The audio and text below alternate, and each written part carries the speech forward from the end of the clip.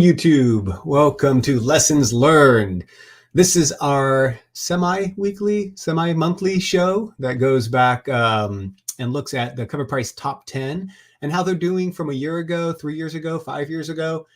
And just as a reminder, the Cover Price Top 10 is actually a completely data-driven top 10 based on aftermarket sales. And it's always cool to kind of look back and see what happened, what was the wins, what was the losses, and what did we learn as a collecting community in the process. Hey, Matt, how you doing? Good. How you doing?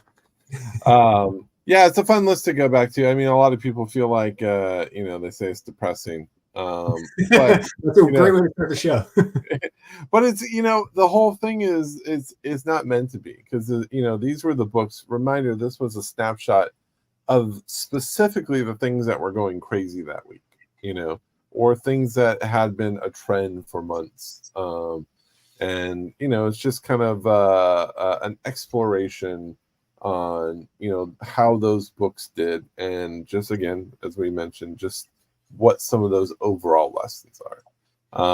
And, it's kind of like they're little tiny snapshots in their own little ecosystem of being just hot books of the week.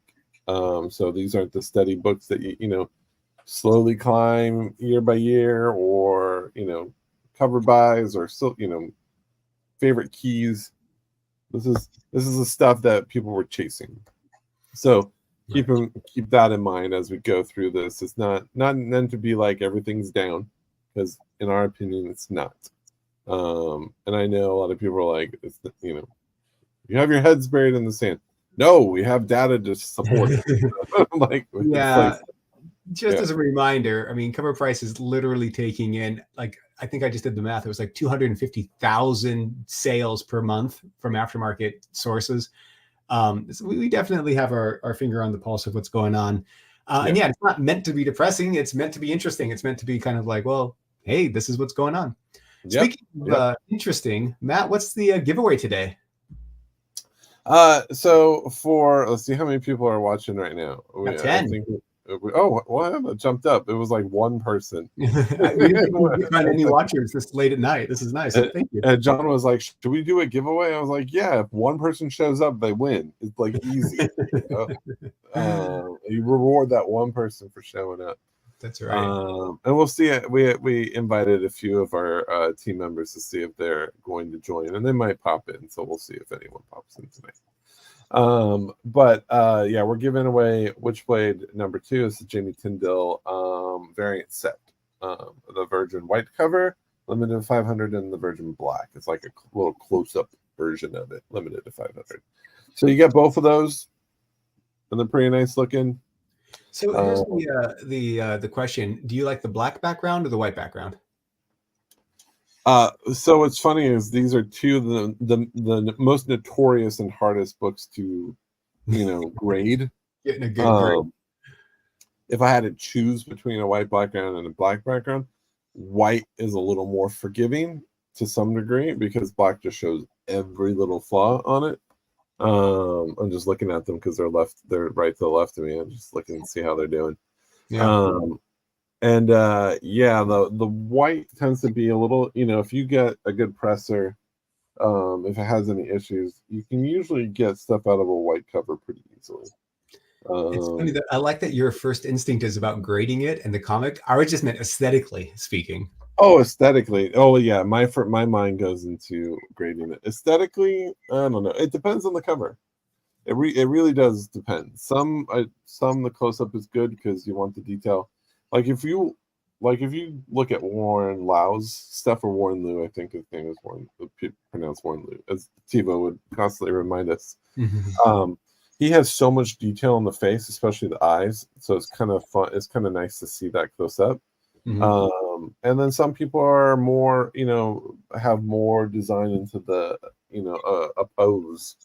And that can be, I don't have a preference, in short. Between these two, I don't know, probably like the white background better. Yeah, I was going to say the same, but I think it's because of Apple's, they call it Snow White design. All their stuff was white, which created a sense of cleanliness and cleanness, whereas dark is more of like, you think of luxury automotive, you think of Jaguar, you think of Lexus. They do like black kind of scene backgrounds because it's more like regal and elegant kind of feeling. The psychology to color, which is kind of fun. I like the white one too. I just like clean stuff. All right. Anyways, that's the giveaway. That's the giveaway. So why don't we jump into it then? Okay, so what we do is we basically go through the top 10 from a year ago, and we just talk about it. Yeah. So first, we'll go to that first slide, and I'll just give you a quick snapshot of where we were a year ago. This time last year, there were some newer and older books that made the list, some that had been around for a while, and some that were surprises. We had, some Wolverine titles. We had we had a Superman title. We had a multimedia comic, and we even revisit some of those Deadpool rumors, including Dazzler and X-23, which were both complete rumors at this time. So we're going to dive into those. First up, we have Heart Attack. Yeah. So if you recall, Heart Attack is an interesting title. It's by Skybound and Image, and the writer's Sean Kittleson. It's like this dystopian-ish. I guess it's like a future where they've perfected gene therapy that's eliminated disease and death by illnesses, but it then creates basically mutants. So basically everyone's children have special abilities, and they call them variants in it, which is super used term these days by Marvel. And it kind of just follows these two characters. Then it kind of has a little bit of the Wonder Twins in it, where these two characters, Jean and Nona, they like meet up and they become more powerful when they're together. Oh, they have to hold hands to use their powers. They don't hold hands, but they're like they're like amplified by being next to each other. So it kind of just follows them. So if you recall, this book, there was word that it was going to be a live action film, but and people were like all over this. They pushed it up to $18 raw, $104 in a 9.8. And this was the typical content-based property where it had this surge, and then of course it settled back. 1 year later, even though it's an interesting premise, I would actually like to see it. It's kind of one of those things where no traction, people forget about it. It happens all the time with these smaller content-based spec books. It's just they can't hold. They need constant like updates. Here's the director, here's the cast, here's when it's coming out. But there's been no announced release date, and there's not even a streaming platform. And with Hollywood being what it is, it's in a really bad state. If you guys aren't aware, it's bad. It's really bad in Hollywood right now. I saw a post of like a producer over at one of the LA studios, and he was just like, it's a ghost town here.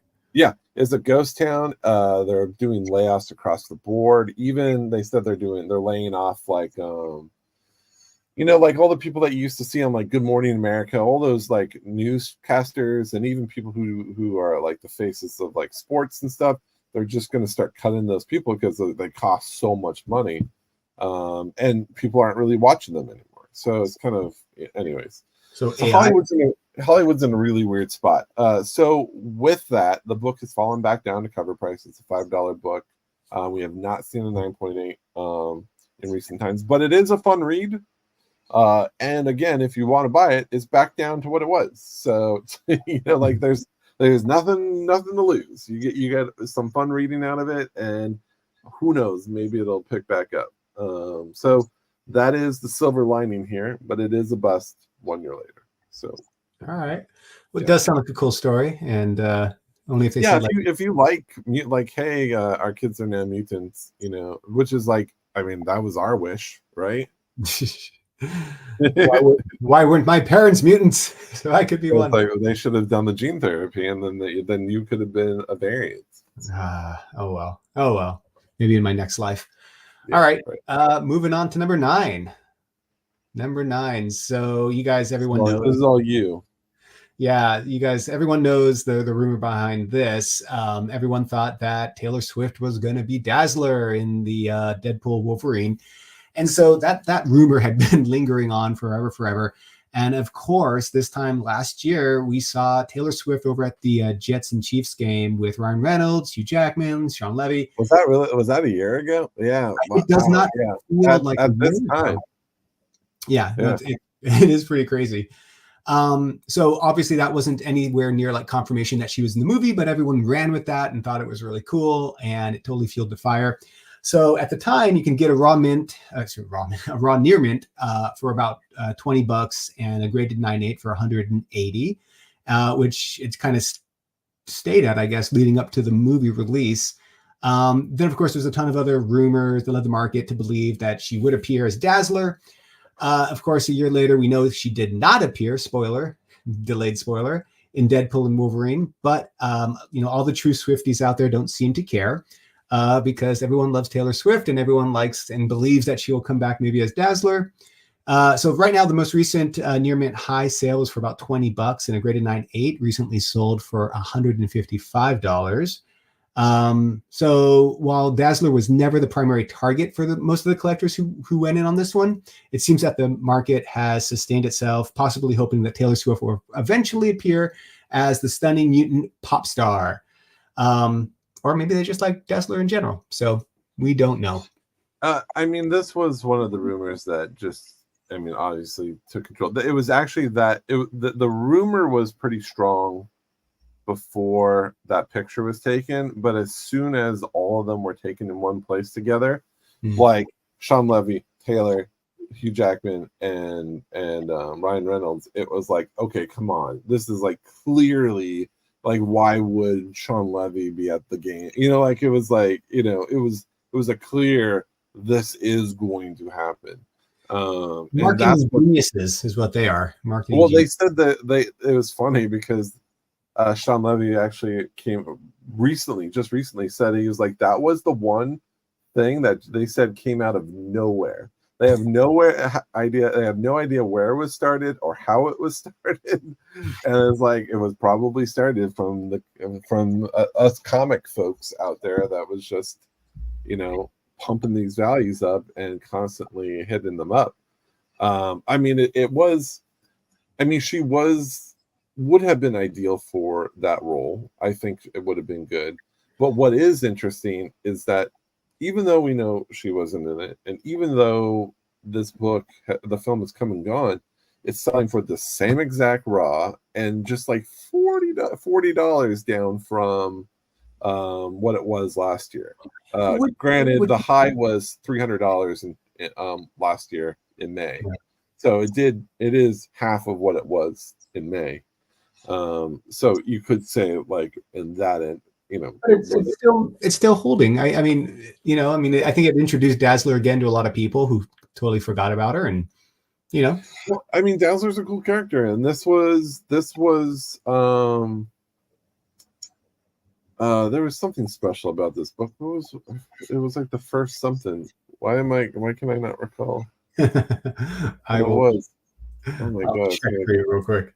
No, I forget. There was something notable about this book. I guess it was just her first title, but I think it was like the first mass direct issue or something like that. Premier issue of Dazzler, first self-titled series. Does that help? Yeah, well, no, there was something. It was like the first mass market direct edition. I don't know, or something like that. Yeah. Oh yeah, there you go. First book for yeah. See, I was close. There you go. We'll show that. Yeah, there you go. First strike. And then the righteous flipper says, "Huzzah! Speculators can really ruin the market." Well, you got to look at this. Did it ruin the market? A lot of people made money. A lot of people now own Dazzler books. In terms of, I don't think it really ruined it. It was just I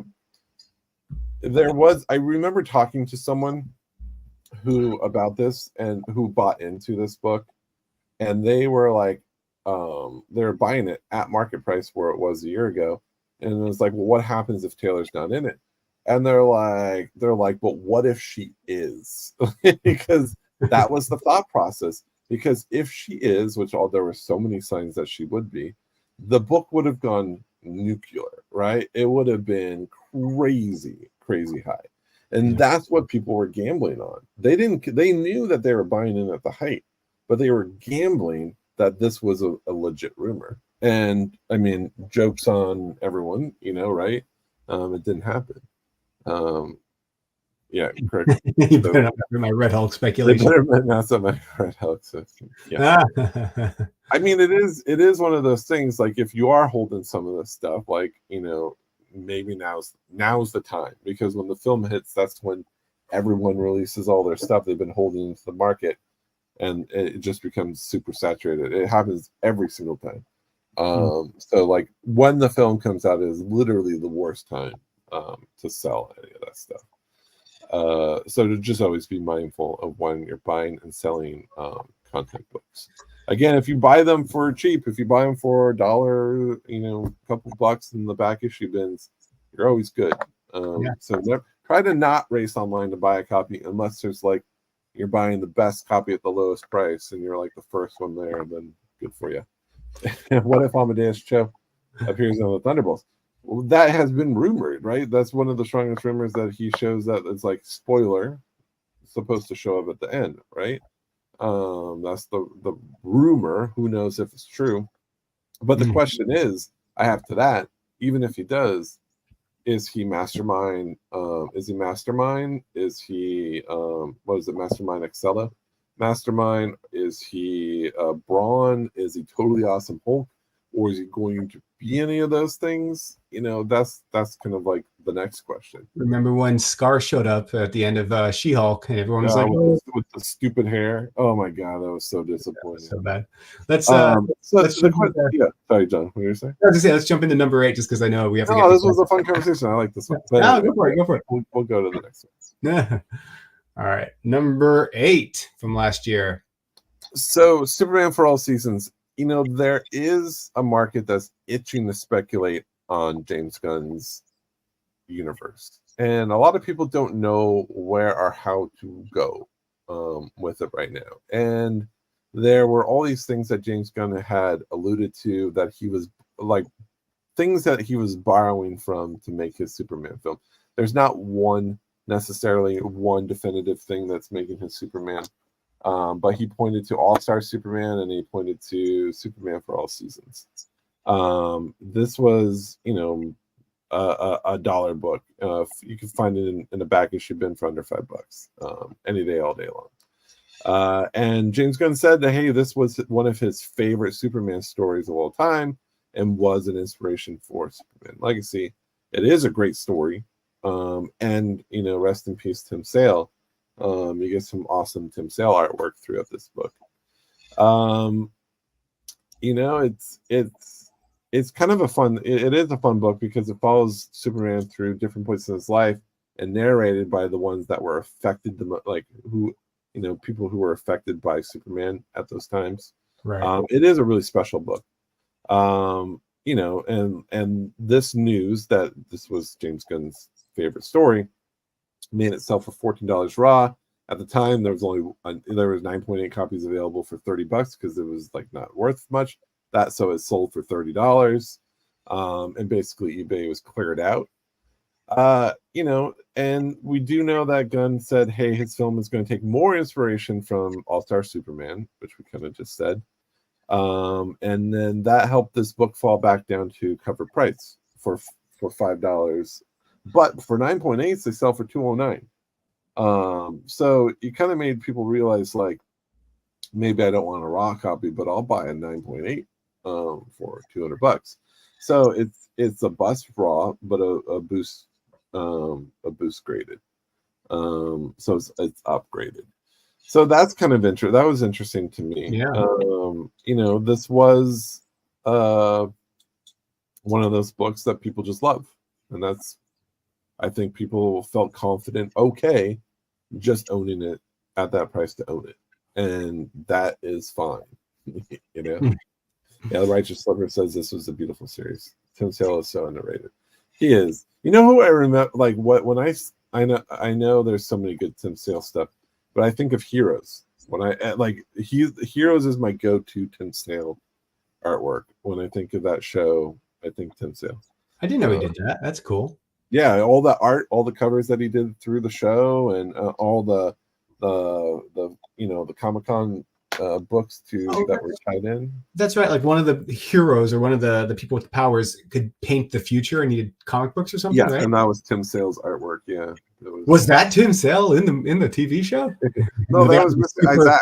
Super handsome, yeah, super handsome dude who long hair and had to do meth or something, or no, heroin to paint. Was it? No, I don't. That didn't sound right. All right. Anywho, so you're gonna do the next one here, number 7. All right, number 7, everyone's favorite, Spider-Man 2099. So it was pretty cool to see him come back and continue to trend after in the aftermarket, especially since it's so far removed from his major movie debut. But there's a lot of reasons why that might have happened. Just, one, he's very collectible. Everyone loves Spider-Man 2099. He was in a movie. He's just totally awesome in general. So there's a lot of reasons why he kind of sustained his value. And of course, all of that accumulated in momentum behind this book. And it even sparked the true first appearance debate, which I didn't hear about, Matt. Is that people were saying that this wasn't really his true first appearance, or? Yeah, we'll jump into it right after. But okay. Yeah. So at the time, a near mint raw sold for about $14, and a graded 9.8 sold for $175. But a year later, his popularity as the character remains. But news of the next Sony installment of Spider-Verse was not so good, announcing significant delays until 2027. So the news broke all of our hearts and deflated the aftermarket. And a near mint raw recently sold for a high of $10 and a graded 9.8 for $109. So both cases are busts, but this book should have plenty of opportunity in the aftermarket over the next couple years. So there's no rush to get a copy, but it's definitely one you should have. He was kind of a dick. I mean, he had a lot of pressure. He had a lot of stuff on his head, man. He's doing the multiverse together. He did have a lot of pressure on the poor guy. Yeah, I will say he was kind of the weird villain character of the whole thing, aside from the guy with the holes in him or whatever, the Spot. Yeah, I thought I loved the Spot. I thought the Spot was fun. So the controversy, this is a long running debate. There's so many long running debates of first appearances.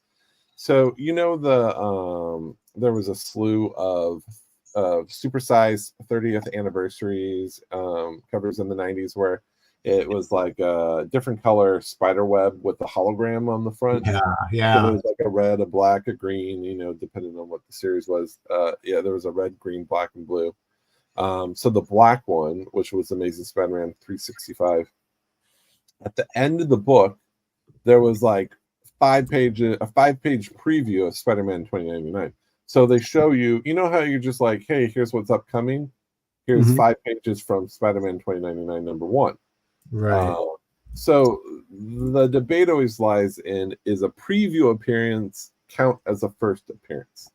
Do you count because he was in the book, but there was a preview of Spider-Man 2099, which is technically the pages from that book, which is his first appearance. So there's that long, that's the debate.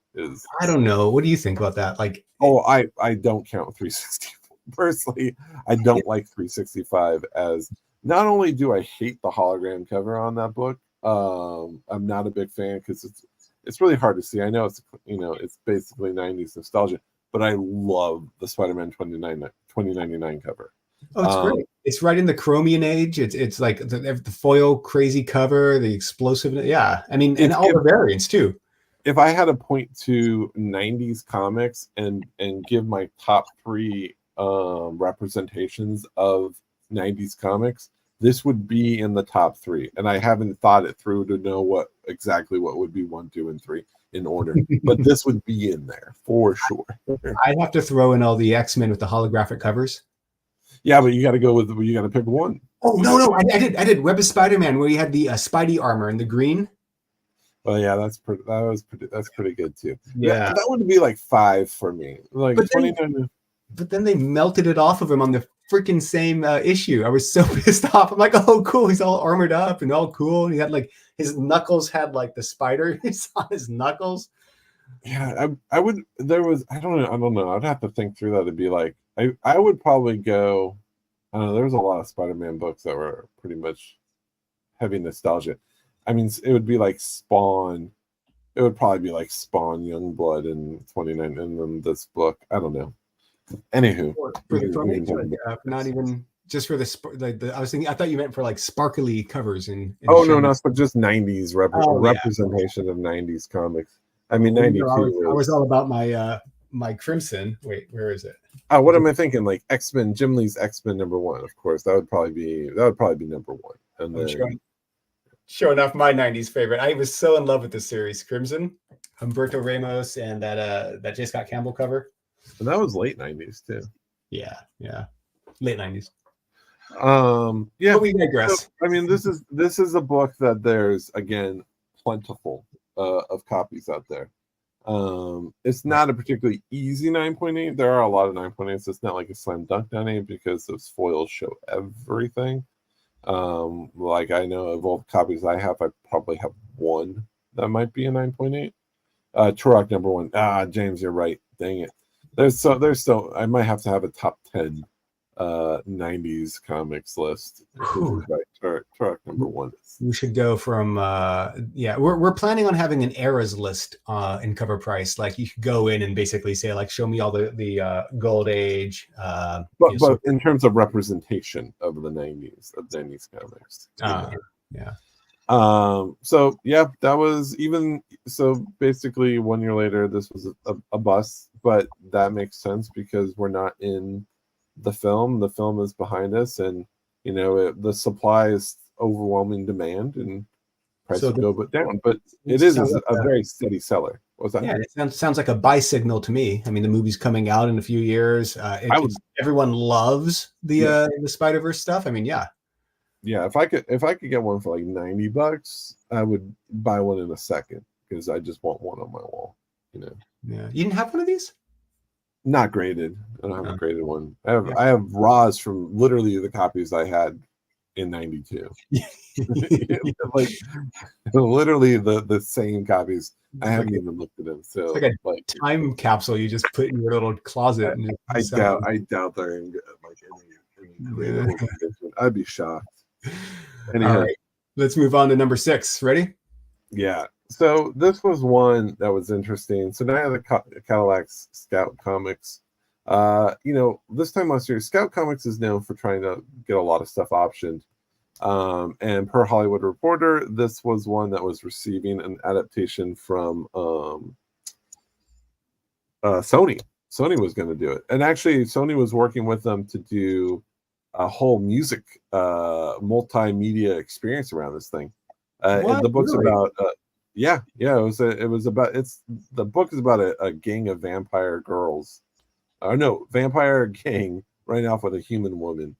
That's vampire girls. Yeah, but I have not read this one, so I don't know exactly what it is. But there was a lot of interest in it, and it didn't go crazy. It was selling for $7 raw.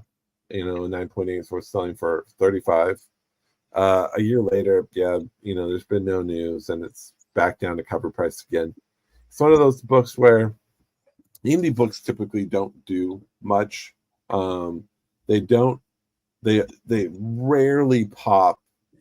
They have that first that announcement pop, and then they have about 1 week to 2 weeks, and then they're down forever. Now there are exceptions when the content's good. Like we saw in the rare exceptions, like this happened with The Boys, it happened with Umbrella Academy, but then those shows were really good, and then 2 weeks into their first episodes, or into their like second or third episodes, a couple weeks into the shows, the books were hitting all-time highs, which is really rare. So now it's kind of interesting to see people in a content market, they wait. And if the show's really, really good, it feels like it's going to be sustainable and last, then you get an extra boost. And that has only happened with 3 shows: just Walking Dead, Umbrella Academy, and The Boys. Those are the only times I could think of a book popping and being sustained. Yeah. Yeah. Yeah. No, I mean, it's cool to see a independent comic just make the list in general, because it is, but it's like that content pop. I would love to see them pop. I would love to see them land, because people love the story, which is what happened to, like, Beneath the Trees, and you do see that happen for just a really good written comic. And I didn't read this one. I don't even know if there's a second issue. I don't think there is. And that's kind of one of the things that tend to hurt these books, is that they kind of get positioned to get optioned, and then you don't see, there was a second issue, and then none after. So just 2 issues. So wait, someone writes a comic, it gets optioned because they sell it to one of the studios, and then they don't have to write a second or a third? Well, they usually have the story written out, so they usually have an idea of where they want to go with the book. So they usually have the story fleshed out. But actually, I was talking to Tony Fleece about this at LA Comic-Con this past weekend, and he's like, "Hey, we're struggling to keep our books alive. Like, they're with Farrell." He's like, because there comes a point where, just as a reminder, like, the creators front the cost, especially if it's like an image book. They have to pay for the printing of those books. So basically, that's the point of FOC, is to get as many numbers as they can up on that book to make it sustainable, and to print that book and still actually make enough money where it's not costing them to print that book. What typically happens is people pick up the first issue and maybe the second issue, but there's a steady drop down through the series, which is why everyone loves last issues, because by the end of the run, the print run's really low. But that definitely hurts creators, and that's why you see a lot of books die. So if there's not enough interest to sustain it, and it doesn't make financial sense to print it, they're not going to print it and just take a loss on it. So, it's just a reminder. If you like a book, if you love a book, you like a creator, the best thing you can do is, like, let your shop know that you want a copy and stick with it, instead of wait. It's good to wait for, you can still buy the trade, and they do get a bump with that. But if you want to get to a trade, you got to help them along, and stay with the individual issues, so they can get the full story out. That's one of the things that a lot of creators struggle with, is trying to finish their stories. So support your creators. If you like a book, keep buying it.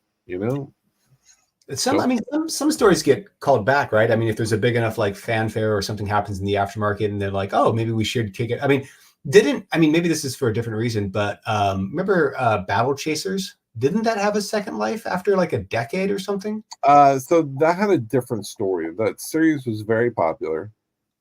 Joe Madera. It was very popular. It was, I think, overly successful. But what happened was, I think he was doing a lot of other non-comic stuff. Like, he was trying to get it made into a video game, and he was trying to do that. I think he was also a professional artist in the gaming industry. Can't remember exactly how it works. So I think it's really hard to draw and write a full comic book. It's a lot of work. So if you have a full-time job and you're trying to do that on the side, there's a lot of books that have died to that. Like, there was a book, Non-Player, that I loved a lot, but the artist could not, like some detailed artists, they just move too slow to sustain a monthly book. It's just too taxing. These things are about momentum. If you lose that inertia, it's just like, it's hard to get it, because you get into it, then you forget the story, and then you don't want to pick it up. It's not on a regular routine. Yeah, and I think that's what happened. It was just a big time, but they did release the next issue last year. So that was it did get picked up, but that happens very rarely. A lot of books just die and they never come back. So, the best thing you could do if you like a book, always support your creator by buying that book monthly. Do you know if trade paperbacks support the artist at all, or is that just? Of course, yeah, they definitely do. But that's how Robert Kirkman, how The Walking Dead and how The Walking Dead was so successful, and how he made like all his money up front was because his trade sales were like through the roof. So he was able to, like, even though he wasn't making money on the individual books, like I think he was taking a loss issue to issue, but because it did so well in trade, it was still financially sound to keep making the book, even though he was taking a loss on each printing. But the problem is if you have an 8-issue story arc and you can't get past issue 3, you're stuck on issue 3 or issue 4. That story's going to go unfinished because you can't get to that full eight book trade. So it's like, for people who say they wait for the trade, it doesn't help the book live. We'll say that. It definitely supports the creators for sure. That's good, because I literally have just been buying all the trades that I'm reading, and I keep getting more and more, and I'm like, if the trades are there and you want to, the trades always, if they're done and the stories are done and the trades are there and it has the full story, that absolutely helps creators, and it does again help sustain the individual issues because that money is being diverted back to those. Plus, I can sleep at night knowing that I'm not destroying a potential investment. You can rip these things apart and have the cat sit on them and all that stuff. Yeah, sure. All right, number five. So everyone's going to know this one. Number 5, Spawn number 1 from 1992. So a year ago, if you guys remember, a little video game called Call of Duty Warzone 2.0 Battle Pass launched some Spawn skins. And it wasn't just one of them, but it was 8 of them. And 2 of them were Al Simmons himself, which I never saw, but they sound freaking cool. Of course, that had fans returning to the original book, and it's arguably the king of the aftermarket. Spawn just is I don't want to say a bad penny, but it definitely keeps showing up on our top 10 list over and over again. It sells well every single year. It remains cheap. It's plentiful, timeless. It's a key book, and fans, of course, love to revisit it. Spawn fans are ravenous people. They eat this stuff up and go after all the variants. And Spawn number 1, I mean, how could you not want it, especially if you have it in a good grade? Let's see. I guess last year the Near Mint Raw was selling for $31, and the graded 9.8 sold for a high of 193. And last year. A year later, the Near Mint Raw sold for a high of 28, and the graded for 9.8 sold for 146. And the fluctuations in price isn't surprising. There's just there's such a high volume available of this book. There's so many copies out there. But, and of course, with that, it's always going to be in constant fluctuation depending on, demand and interest in it. But it's always there in the aftermarket. So it was a light bust from a 1-year sample size. But it's always going to sell and it's always going to continue. What do you think? So this book, Spawn doesn't need a lot of excuses to make it to the top 10. He's always, if you guys don't know, Spawn is one of the best aftermarket sellers of all time. Like every week, this is the best selling aftermarket book. Week after week after week, this book just keeps selling. And it's always somewhere, at least in the top 30 of the top 10. And when it's a quiet week, it always lands somewhere on the top 10 or top 20. So I don't know if you remember, there was a lot of speculation. Todd had hinted about these Spawn skins or some video game appearance like before this, and that got people really excited. The biggest theory was that Spawn was going to be in Fortnite. That was kind of the main. A lot of people thought it was going to be a playable skin in Fortnite, and then it turned out to be Call of Duty, which people were so excited about. But the Fortnite fandom is massive, and having Spawn in Fortnite would be killer.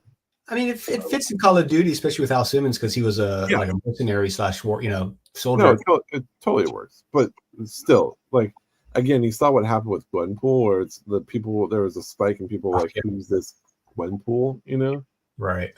That would, I mean, imagine what would happen to Spawn, you know, as more people, as new kids get exposed to him.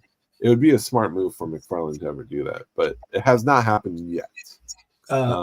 Collector 34 had a question, just kind of like, he's saying that Spawn, that built image, didn't it? Well, it was, you know, it was one of the flagship titles. I forget what the flagship title was, but it was basically Max, Spawn, Shadowhawk, Youngblood, Wildcats, Pit. I love Pit was the flagship title, and Savage Dragon. What did Jim Lee bring to the mix for Wildcats? Oh, that's okay. Yeah. And then Liefeld had Youngblood. The Youngblood. And we had Wildcats. I just wish he didn't. So a little back when we started putting Cover Price together, the one book that no one could find was Wildcats because it was a damn acronym. It was wild. Was it C period? Wild, and then Cats is an acronym, and it messed up our search so bad. And we're like, we had to take out all the periods, and then now it's working fine. It was the one title that was impossible to find. It was such a bane in our existence. It was pretty bad. Yeah, so but Spawn was the most sustainable of all the books. Not only he was just such a cool character, it was the book that just stood out amongst everything. Spawn was always the book. Do you think it was also because Todd was such a good marketer? I mean, he did or was it the popularity of the book that put him in front of the people? You know what I mean? Like, you look at the character, he knew what he was doing. It pulls in from so many there's so many Spider-Man and Deadpool aesthetics into the costume, like, so it feels familiar. Mm-hmm. And then he brings a whole Batman energy to it that again feels familiar, while you're giving you a new character so it doesn't feel like a copycat, you know. But he kept all those elements in that at least drew you back in, where the other ones were kind of like, you look at Wildcats and Youngblood, they're team-based books with big muscles, big guns, lots of pockets. Savage Dragon was a little different. Pit was a little different. Max was extremely different. You know, this book was just the most commercial of all the books. Not to mention one of the most homaged covers ever. This cover is number one is like ridiculous. I think McFarlane holds the record of most homage. Anywho, we'll jump to number 4. Number 4. Let's do it. Sorry, let me number 4. Boom. Yeah. So hey, look, not everything goes down in value. Hey, yeah, two green arrows. We don't see those often. So Wolverine 36, this was the first appearance of Wolverine. Wolverine, it was embedded with the Spirit of Vengeance, and it was an aftermarket darling, immediately rocketing Wolverine to Wolverine to a prominence last year. It was just one of those books that everyone was trying to chase down. Raws were selling for $29. Graded hit 117.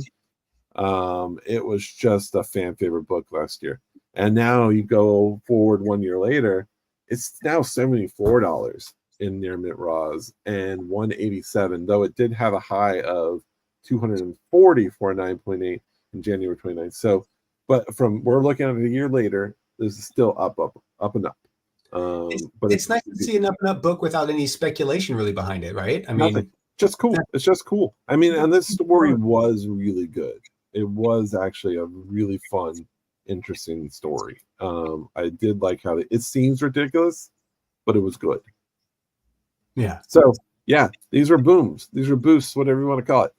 It's one of the 2 cases where a year later it was up and up. So, you know, not everything is dead. And this was a really, like, you could clearly say this was a FOMO book, and it should have been down. But so hey, we'll come back to this 2 years later. Next year we'll see how it did next year. The only thing about the whole Ghost Rider thing is it always makes it hurts. It looks like it hurts. His skull is exposed, but that's the whole thing. Yeah, I like his little Wolverine flares on the side. Yeah, I do too. It's like his aura. He has to have that. No matter what. It's just the two Batmans kissing. I can't ever see it. Have you seen that meme? Oh, I have. That's right. I can't zoom in, but yeah. I was hoping that they would have mentioned it in Deadpool. That is hilarious. That's a deep cut, though. That's hard to. That's like a comic thing only. Yeah, that's cool.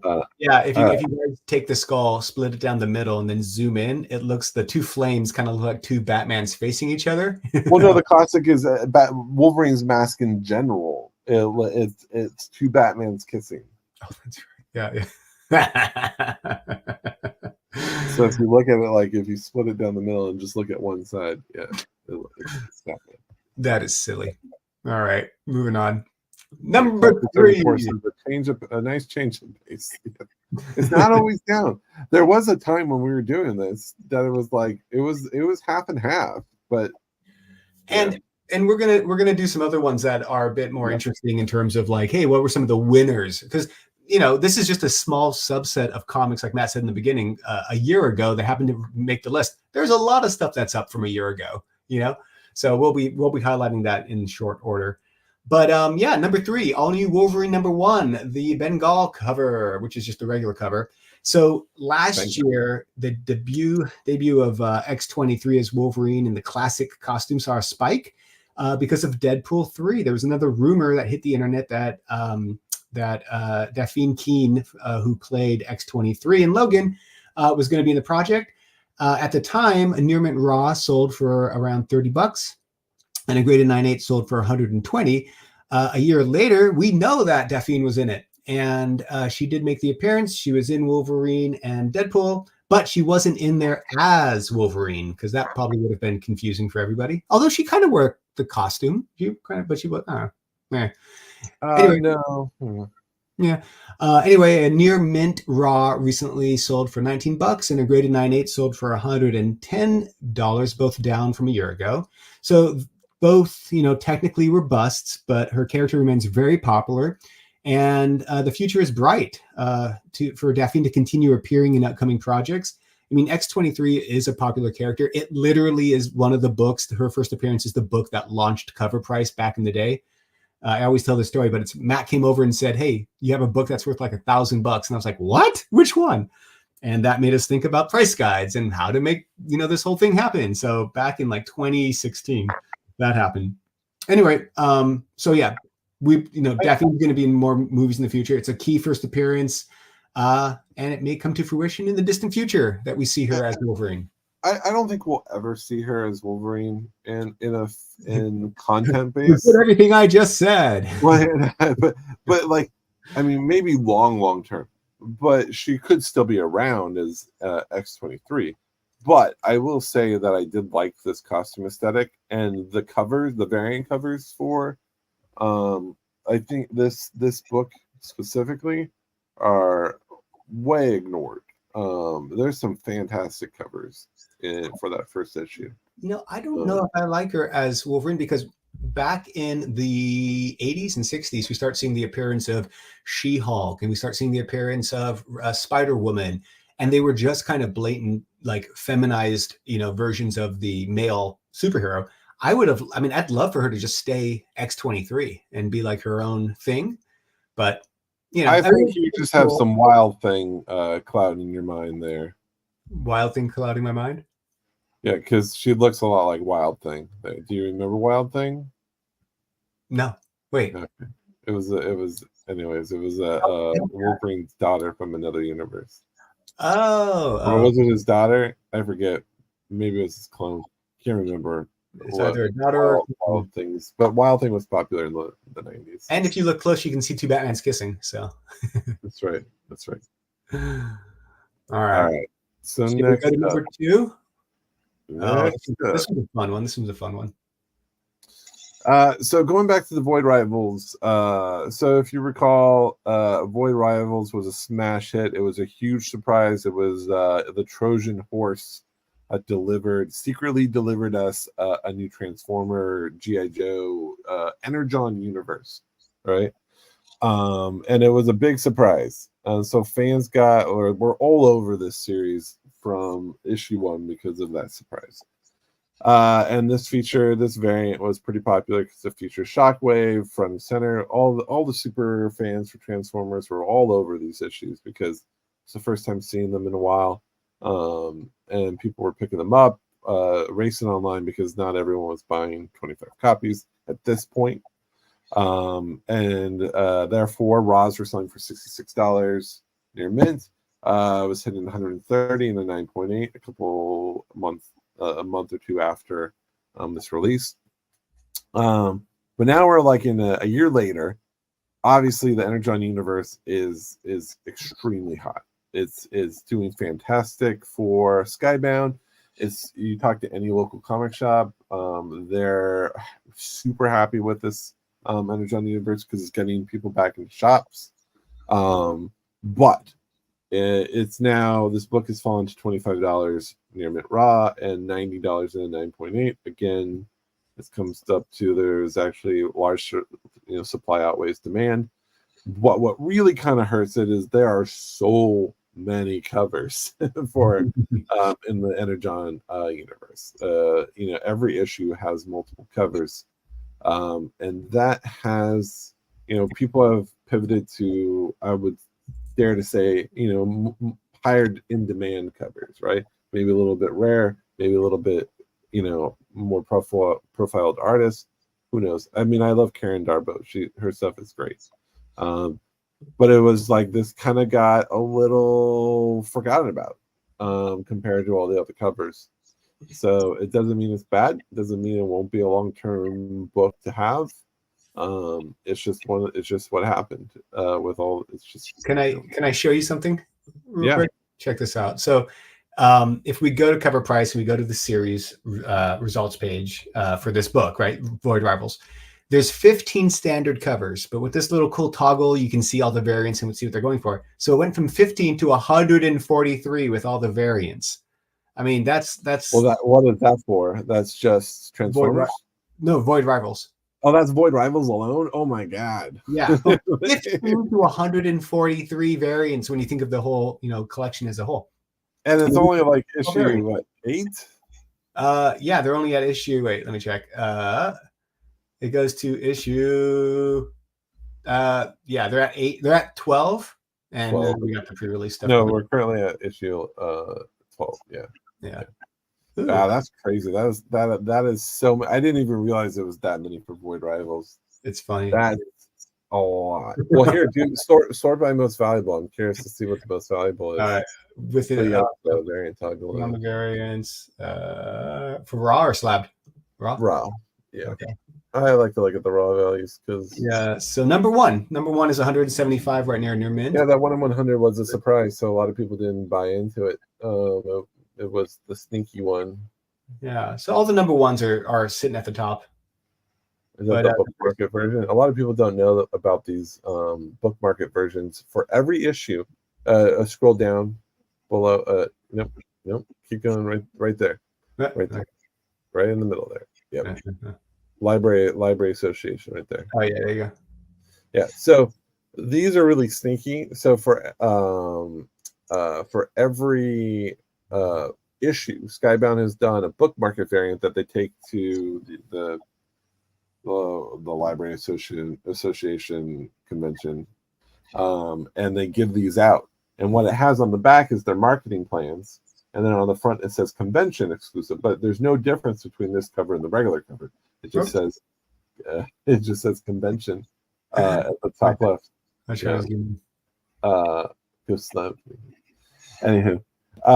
So every issue, and I constantly see them being missold as just the regular books. So they're kind of, if you recall, the Something's Killing the Children book market variant is hyper valuable.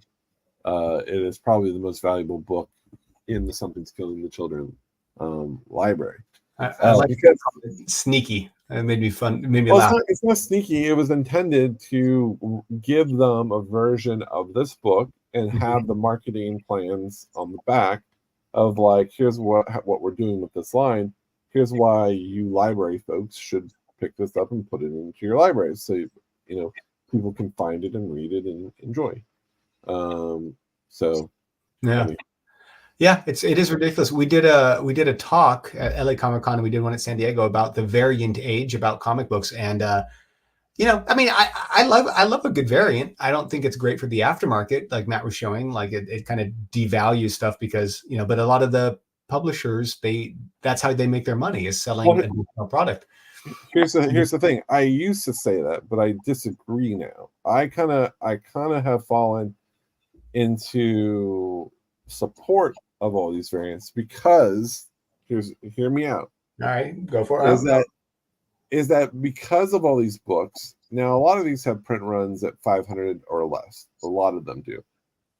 And when we go back, when we're doing our Shaker report, we're looking at convention books. When we go back 15, 10, 20, even 30 years, heck, we will talk about Jurassic Park and the Amberchrome variant. I think there was like 6,000 copies of that. And that's a $300 raw book. Like, there's 6,000. That's a huge print run, but it's 30 years later. It's not an easy book to find.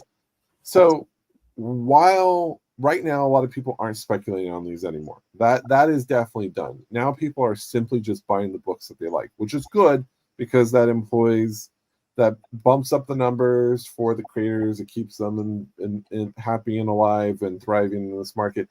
Keeps the publishers alive. It supports, gives people something you have choices, right? You have covers that you can go for. But the nice thing is, long term, there is going to be some surprises that will just be in your collection one day and will be suddenly worth hundreds of dollars.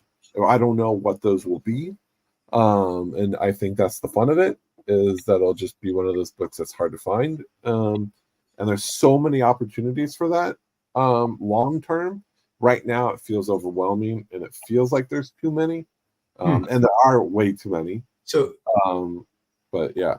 So you're thinking that because the variants have different print runs, they're more scarce, and so in the future, if you have that one, it's going to be like that's the one to have. I think there's going to be a lot of surprises long term.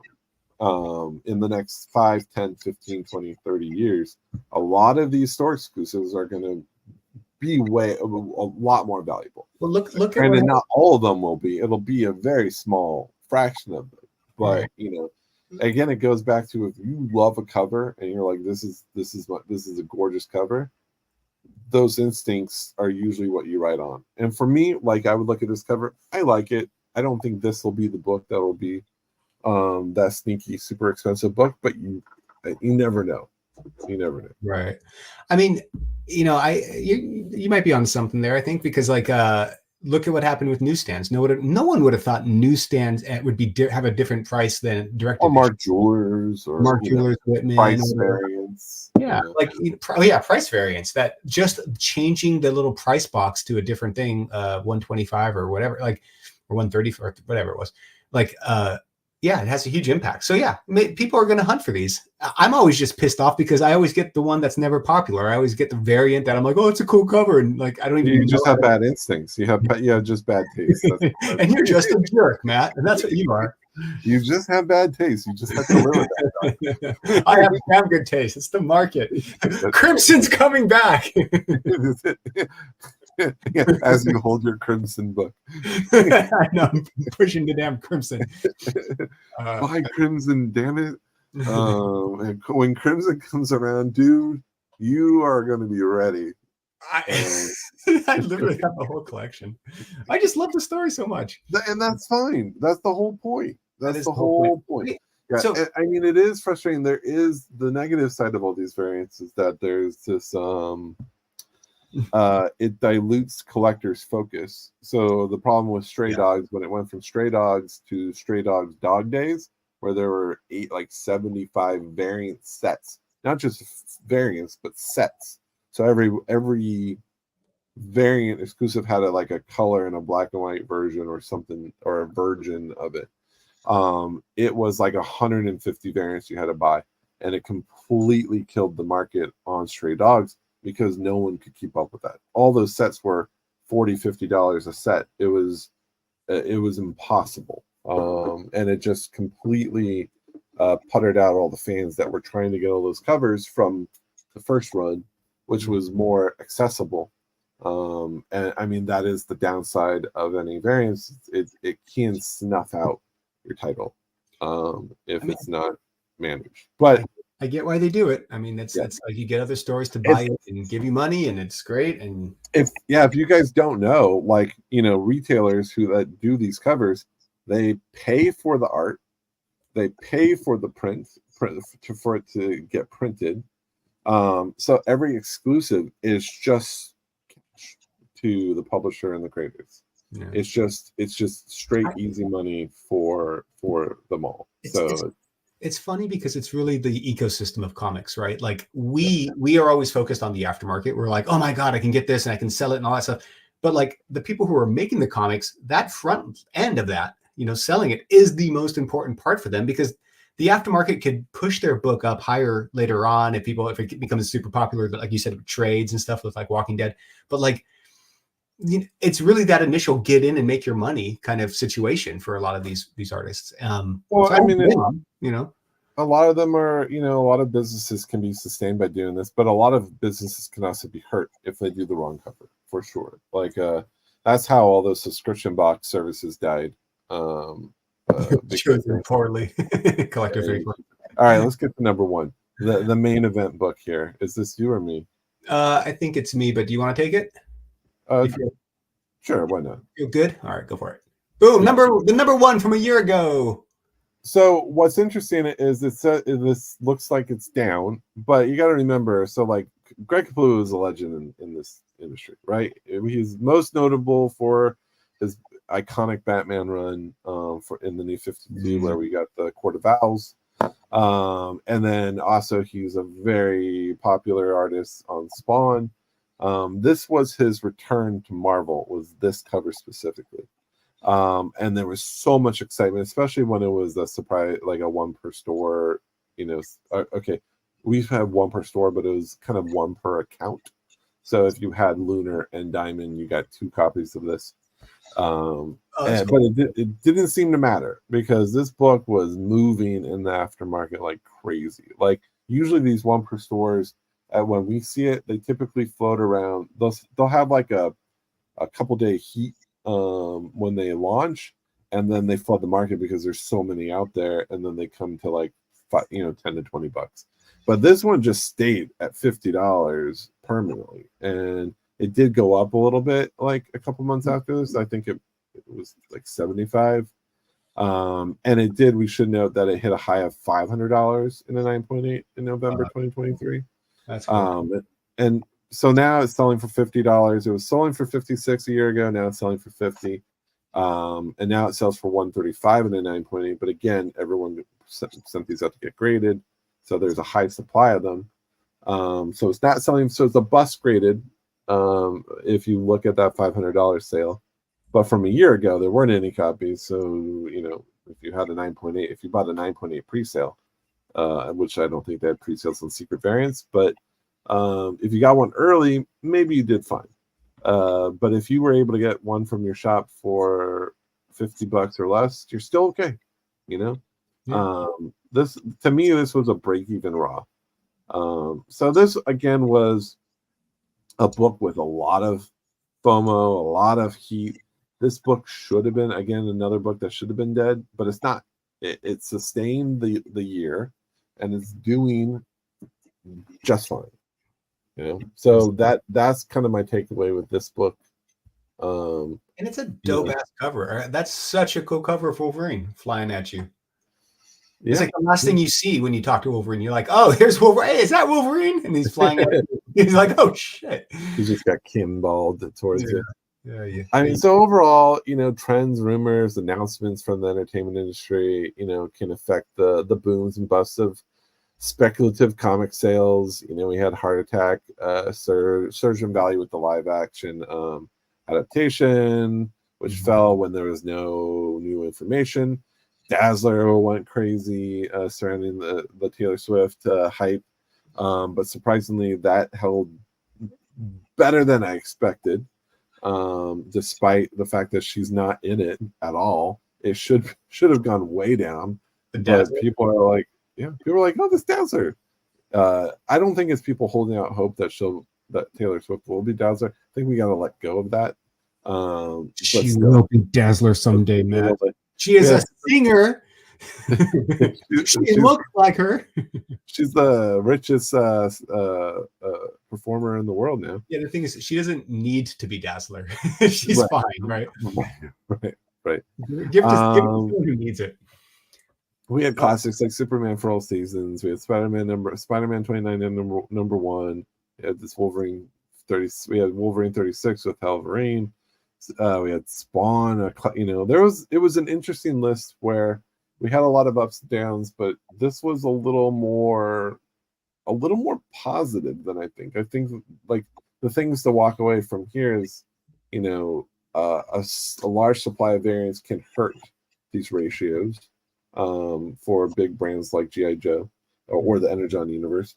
And content books are always ones you have to be hyper conscious about when you're picking up. Never buy them at upon the week of announcement. That's definitely the most dangerous time. Unless you find it out in the wild for like $1, then you're fine.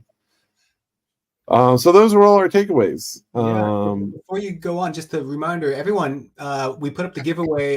If you want to be entered into the giveaway to win this amazing Jamie Tyndall cover, both of them, we are giving away both the white and the black variant. One is even just limited to 500. Both of them are limited to 500. So just write Tyndall. Yeah. In the comment, and you will be entered, and you have really good chances because you are the people who are staying up late to listen with us, and we want to reward you and say thank you. So be sure to type that into the comment. And then I'll share my screen real quick. I have like some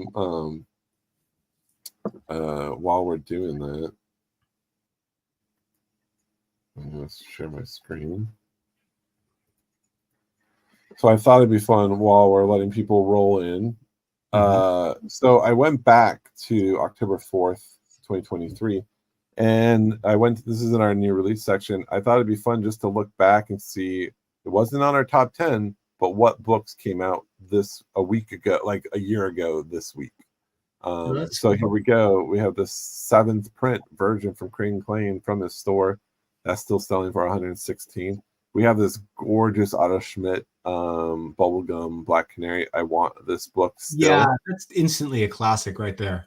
$100 still, so it's double ratio. I'm surprised. We have this Phil Noto High Republic that's still selling for almost ratio. Scotty Young, little baby Optimus Prime, which is adorable. Yeah, so there were a lot of highlights of things that kind of sustained. There's Miss Minutes up there. Yeah, we got Miss Minutes. It's the second print, 1 in 25, when Marvel was really starting to pump these out. I may think that this was the first 1 in 25 second print. Don't quote me on that, but no, there was another one. There was like Wolverine's daughter, not Wild Thing, but the blonde. She was the first, and that was like 3 years ago. So ignore me. But hey, look, there's this like Transformers Star Trek book that was valuable. Here's the oh my god, what was her name? Momoko. No, not Momoko, but what was the girl's name? She X-Men something or other. Maystorm. Jeez, that was a year ago. Oh my god, Matt. That was a year ago. What is this? RoboCop? Grim Fairy Tales. That's what it is. We can't. There's probably a nude version, but that is silly. It's a RoboCop homage, right? I like how in this world, you know how they kept his face. They're like, whatever we do, we gotta save. Stomach to sense the environment. But won't people shoot her there? No. They'll aim for her legs. Should we save her arms and legs? No, just the chest. Just cut them off. Yeah. Jeez. That's silly. So that's a fun look back at just what came out a year ago and how some of these do it. And right next to Maystorm, to the right of that, was that the Archie Betty Veronica thing, or? So there's a site called Stadium Comics. They do a lot of these Archie homage books. I mean, they do it all year long. Every month there's they just do a ton of homages, and a lot of them are very successful in the aftermarket. They're a niche market, but they definitely have a big fan base, and some of these books just hold value. Like you could kind of see, like this was a homage to Elvira's Dave Stevens cover for House of Mystery #1. Here's a negative. This is a kind of poking fun at John Tyler Christopher's negative variants. There's a Zelma negative variant. These Star Trek variants, I'm telling you, these Star Trek variants are always good books to watch because they're super low print runs. But yeah, this was what came out a year ago. That's fun. And they're not all busts, obviously. I mean, they're all, it depends. Well, there's little surprises that you get, of things that hold. And I still, this is still one of my top books that I'm desperate to get. I just forgot about it until like right now. Yeah. Well, that's why Cover Price exists, to make you go follow up. Just go one and buy one. Yeah. Is it? It's not even for sale. Well, $3.95 and $9.8, but there's no raws. Well, Christmas is coming, Matt. Yeah, that'd be nice. This was the other one that I liked too. He did a number 3, the variant for #3. Who's the artist? Otto Schmidt. Oh, Otto Schmidt. Ah. Yeah, this is a kind of a pricey 9.8. I don't think it's sold for that amount, but it's a good book. So yeah, this came out a year ago and it's still holding value. But again, you like a cover. I love this cover. Other people obviously do too, and it kind of helps retain that value. Right. Yeah. All right. Well, let's do the giveaway. All right. Thank you, everyone who has entered. If you haven't, now's your only and last chance to enter. Type in #Tandel. Tyndall. I should just be confident. I'll be like, yeah, Tanada. Like saying like it's like a Lord of the Rings. Griffin Tyndall. I'll just mix them all. You're the one named Tyndall. Yeah, Tyndall on the mountain. All right, here we go. Drawing. Ready? 1, 2, 3. Good luck, everyone. Only 11 people in this. This is like giving away comics. Just giving them all away. And the winner is Joseph. Hey, congratulations to you, sir. Please reach out to me with your address. You can reach me at john@coverprice.com, or you can reach out to matt@coverprice.com. Pretty easy, JOHN. Reach out, give us your address, and we'll get this shipped out to you. And thank you for participating. And also thank you, everybody, for hanging out with us tonight. I know it's late especially for the East Coast people. Hopefully you guys catch this on the rewind. Yeah, too late for the East Coast. Well, the West Coast wins. Always. Boom! That's where we're at. So right. Maybe we'll do like a post giveaway for this show where you can win it. Just putting stuff in the comments, and we'll run it after. We'll do that next time. A lot of giveaways, a lot of things giving away. This is for the West Coast people, or West Coast fam. That's right. All right. Any last things to say, Matt? Nope. We said it all. There you have it. We said it all, so there's nothing else to say. No, I think that hopefully this helps when people are, navigating whatever's on the top 10 this week. It's, again, it's not a time to buy. Kind of like it's a time to reflect and search.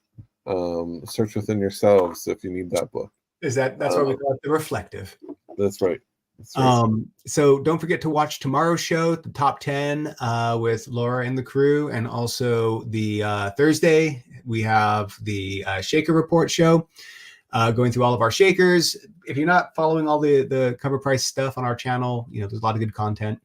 And we're going to be releasing the New York Comic-Con exclusive variant list late, not next week, but right before the New York Comic-Con. But it's going to be the most exclusive list that you're going to find anywhere on the internet for all the variants.